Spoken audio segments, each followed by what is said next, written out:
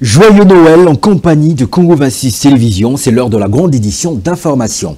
Au sommaire, le président Félix Tshisekedi est arrivé ce mardi matin à Kananga dans le Kasaï central. Le chef de l'État découvre la réalité d'une ville inexistante, loin de correspondre au développement, sans route ni infrastructure, une image qui ne reflète en rien de la fierté de l'ex-Luluabour. Sécurité à Nyiragongo, Nord Kivu, les FARDC ont bloqué l'avancée de l'ennemi rwandais vers la ville de Goma. Commencé il y a 3 jours, ces affrontements se sont poursuivis ce mardi 24 décembre où les forces armées régulières ont déjoué farouchement la progression de rebelles vers le chef-lieu de la province.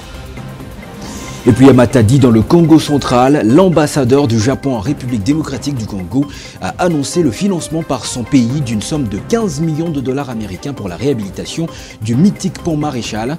Ce geste témoigne de l'importance qu'accorde le Japon à la sécurité humaine. Le diplomate japonais a indiqué qu'il s'agit de la 19e assistance du genre depuis la reprise de relations entre le Japon et la République démocratique du Congo. C'est tout pour les principaux titres de ce journal. Tout de suite, son développement. La gestion des provinces et des autres entités territoriales décentralisées du pays démontre à suffisance une réalité loin de correspondre au développement. Le cas de la province du Kasaï central où le président de la République, chef de l'État, Félix-Antoine Tshisekedi Tshilombo, est arrivé ce mardi matin à Kananga, va découvrir par exemple des routes inexistantes, surtout plus d'infrastructures, autrefois fierté de l'ex-Luluabour. Patrick Loconi. C'est une visite qui vaut son pesant d'or. Félix Tshisekedi a découvert une ville de Kananga, chef-lieu de la province du Kasaï central, réduite à un vaste espace méconnaissable par des années de mégestion, camouflé des responsables qui ont défilé à la tête de ce coin du pays. Kananga, embelli pour le beau plaisir des yeux en prévision de l'arrivée du premier citoyen congolais, a repris sa peau de vieillissement après une forte pluie qui s'est abattue dans la nuit du lundi à mardi. La loi de la nature de confondre les humains est que le maquillage effectué la veille a été effacé. Le carnet de santé de Kananga est une illustration parfaite de plusieurs autres coins de la République, pourtant bénéficiaires du projet de développement des entités. Faut-il de cette image en appeler à la vigilance du chef de l'État pour que l'occasion des procédés au contrôle de la gestion des provinces soit enfin mise à profit? Une initiative qui aboutirait à frapper les gouverneurs improductifs. L'absence des infrastructures routières est un frein au développement d'une entité. Il est inadmissible qu'au XXIe siècle, la route qui mène de l'aéroport de Kananga au centre-ville soit toujours en terre battue. Quelle présentation décritant de cette partie de la République dont les nombres de hauts placés sur l'arène politique a atteint la limite requise? Les souhaits des fils et filles du Kasaï central en général et ceux de Kananga restent celui de voir le président Tshisekedi prendre des dispositions pour que cesse à jamais la paupérisation de la province et son chef-lieu.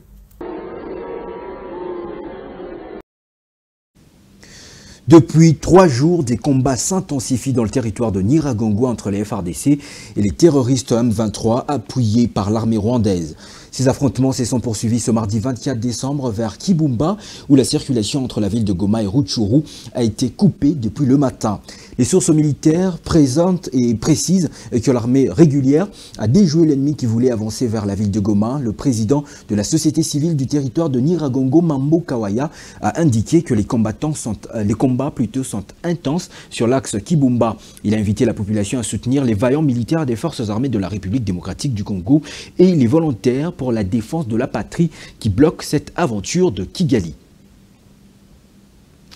L'ambassadeur du Japon en République démocratique du Congo, Ogawa Hidesochi, a annoncé hier lundi 23 décembre 2024 le financement par son gouvernement de 15 millions de dollars américains pour la réhabilitation du pont Maréchal à Matadi dans la province du Congo central. Il a déclaré lors de la signature de l'accord de la coopération ce même lundi à Kinshasa. Selon les diplomates japonais, son pays accorde une grande importance à la notion de la sécurité humaine qui est née de la nécessité urgente de mieux répondre aux besoins des personnes dans un monde qui fait face aux difficultés. Il a indiqué qu'il s'agit là de la 19e assistance japonaise du genre depuis la reprise en 2004 de cette coopération avec la République démocratique du Congo.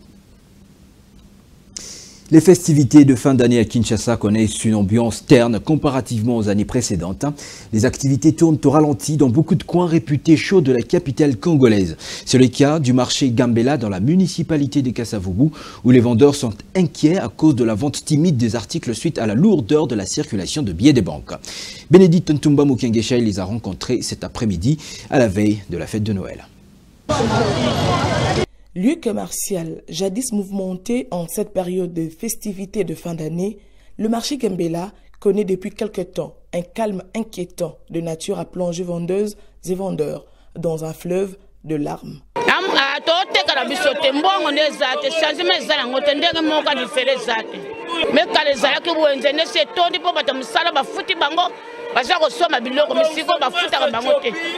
Selon ces vendeurs, c'est une peine pour eux de se procurer la marchandise au regard de la différence entre le prix d'achat et de vente soumis à un ballottage inhabituel.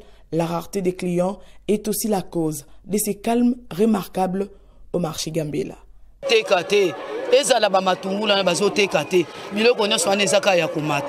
Biloko pende kitite fallait kutu biso tozana posa penda biloko ekita po bato balia kitoko ba fete malamu na bonano mais baliko kita biloko te biloko zo mataka bo kende lelo bo sombi primusu lobi primusu biloko zo changer ka tangu nyos siko to tekela banane ba kliya pe bazate décembre yango tala buwenze poelele ero ezala ka bato batonda mais bato bazate. Faut-il attendre la semaine prochaine pour revivre l'ambiance habituelle tant attendue au marché Gambela, appelé marché social des gagne-pain? La question reste posée.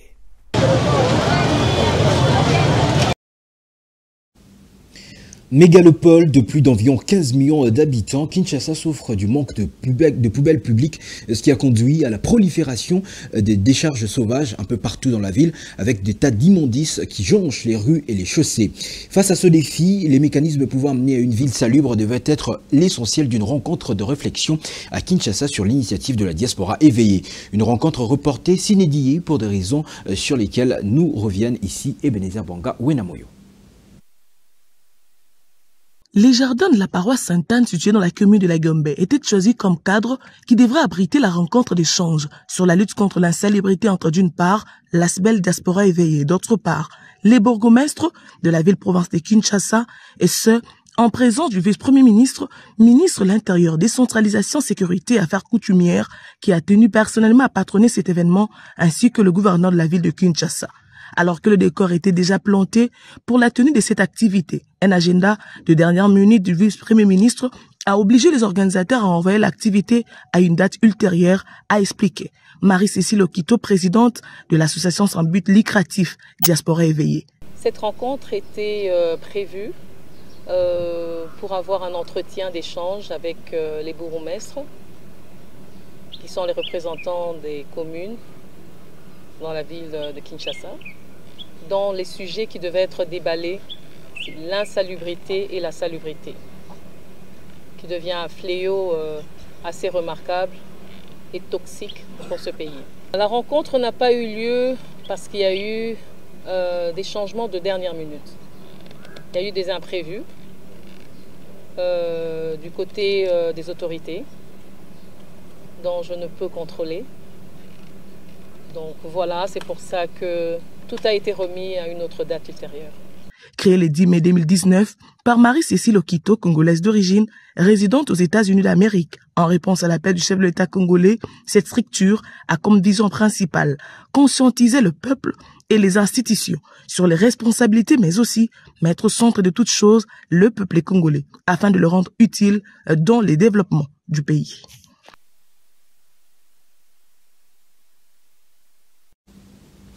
La voirie urbaine à Kinshasa, visiblement un casse-tête pour l'exécutif provincial. La route principale 24 novembre dans son tronçon entre le marché Bambolé et le Petit Pont se trouve dans un état de délabrement très avancé. Une situation inquiétante qui bloque la circulation normale pour les conducteurs qui empruntent cette artère. Sephora Roby et Célestin Kalombo Kabea ont fait ce constat. C'est un état de choses qui dure depuis 2 mois. L'indifférence totale des autorités en charge les infrastructures.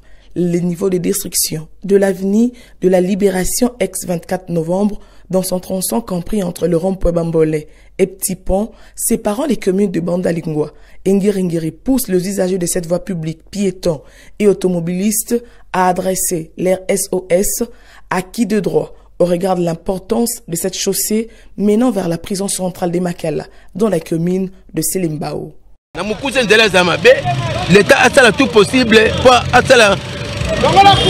biso topesa mbongo autorisation expertise assurance topesa mbongo l'État peut azala posa na biso azala ndani na posa na biso pour asalisa biso lokola IPN bana bakenda susu na pasi prison Makala sana bazokende pasi l'État oyo l'État azokopesa bango il faut bazala na susi na biso.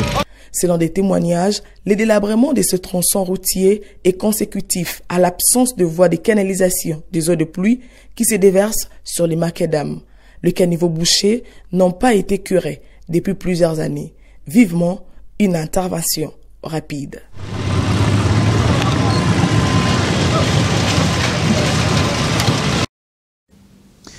La date du 24 décembre 1959 est parmi les plus importantes dates de l'histoire de l'Église de Jésus-Christ par son envoyé spécial Simon Kimbangu. Et ce mardi 24 décembre 2024 marque le 65e anniversaire de la reconnaissance officielle de cette église par le gouvernement colonial belge. À travers l'arrêté du Congo belge signé à cette date, le gouverneur J.B. Bomans de Léopoldville avait levé l'interdiction qui frappait le kimbanguisme. Conséquence directe de cette décision du pouvoir colonial, cette église était reconnue et approuvée officiellement comme religion au même titre que la religion catholique, protestante et autres. C'est avec cette information religieuse que nous mettons un point final à ce journal. Pour ceux qui nous ont trouvés en cours de diffusion, voici le rappel des principaux titres. Le président Félix Tshisekedi est arrivé ce mardi matin à Kananga dans le Kasaï central.